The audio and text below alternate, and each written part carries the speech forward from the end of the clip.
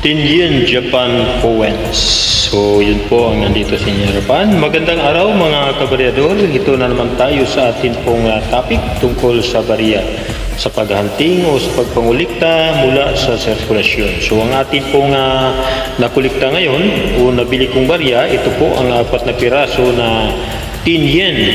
Ang atin pong pag-usapan ngayon ay ang pira ng Japan. So dako naman tayo sa ibang bansa, sa mga lugar ng mga bakang at singkit. So joke lang, pero ito ay very hard to find. Itong pira na hawak natin. So mayroon ditong 1995, mayroon ditong 1993, at mayroon ditong 2007, at mayroon din ditong 96. So yun po, halo-halo po yan, kasi 4 yan. So basahin ko lang mamaya yung 1995 mamaya. So yun po, bago pa tayo magpatuloy, pasalamat muna tayo, sabayan niyo ako, pasalamat sa Diyos Nama sa kanyang pagpaserbar sa ating buhay. So thank you Lord sa iyong paggabay at pagbantay sa aming buhay. Sa lahat ng oras kami ay gumagawa sa trabaho, kami ay inyong binagantayan, binigyan sa aming pangangailangan sa spiritual at sa material. So thank you so much. At thank you din sa mga subscriber natin na walang sawang pagsuporta sa akin pong maliit na channel. Suportahan ko inyong aking maliit na channel. Marami po tayong tatalakayin na pira, national man o international. So kuliktahin natin hanggang sa ibang bansa. Dadalhin natin sa ating koleksyon. Bilang isang numismatic character, kailangan natin ang mga barya. So yun po. Para lubos na makilala natin ang barya nating tin yens, punta tayo sa kanyang pagkakilanlan, sa kanyang picture. So, issuer nito is Japan, Emperor Heisei, year 1989-2019 calendar, Japanese Heisei, value 10 yen, composition bronze, 95% copper with 4% zinc, 1% and 2% tin. So, 4 na komposisyon, 4 na materials ang hinalo sa pera na to, kaya siya po ay mataas ang halaga. So weight niya is 4.5 grams. Diameter is 35 millimeter.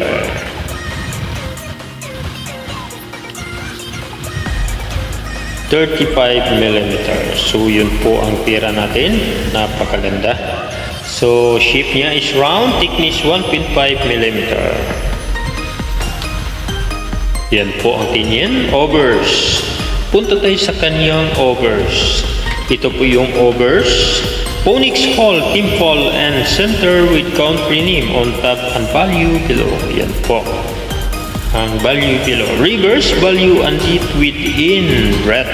Yan po ang reverse. So edge niya is plain. Wala pong wet ang edge niya. Meant ito ng Japan. Dokuretsa Gyushi Hojin Suhi Kyoko, Japan. So yun po, doon po ito na meant. So tingnan natin ang price niya sa Numista. Sa Numista, titingnan natin 1995. Meron tayo dyan, 1995.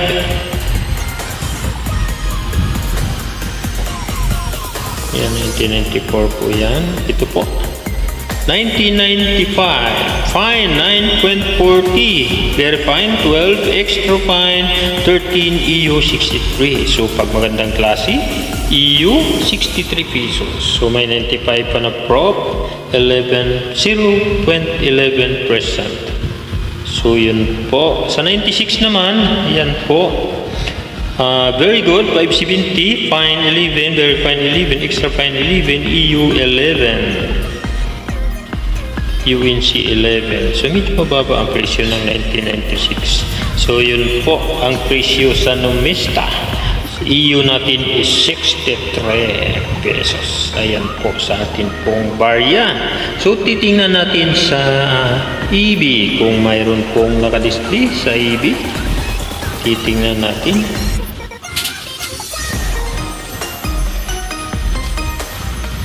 Ayan po.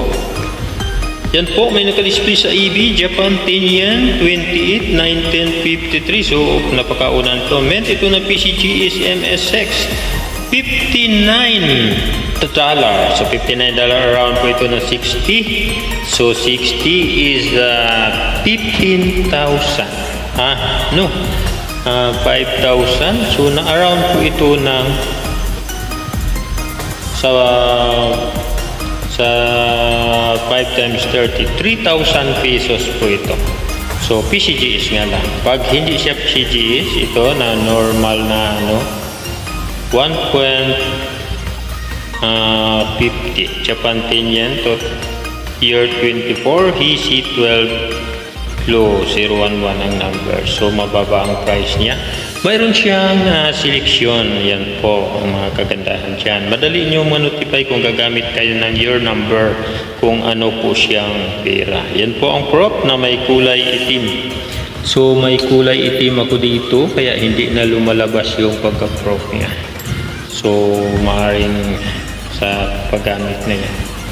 So yun po naman ay ang sa Idolins June Front. Yan po, 2005. So, marami siyang pagkilanlan para makilala ninyo yung tira ninyo. So, yun po ang yen, 10 yen na galing sa Japan. So, mayroon ditong mayroong nag-display sa EB. Nag-display siya ng $59. Yun po, yung kanina $59. So, nasa 3,000 pesos pala yun. So, yun po. Japan Queens. So, comments lang kayo kung mayroon kayong ganitong klaseng pera. Kung gusto nyo ibenta, comments lang kayo, mag-mensahe lang kayo. Subscribe para madaling ma-notify. So, baka ikaw na ang susunod na atin pong mabila ng barya. So, message lang. Hit the notification bell para update tayo sa new video na atin pong i-upload. So, okay po. Sana always well po lagi tayo lahat. And have a good health. God bless you all. Bye-bye.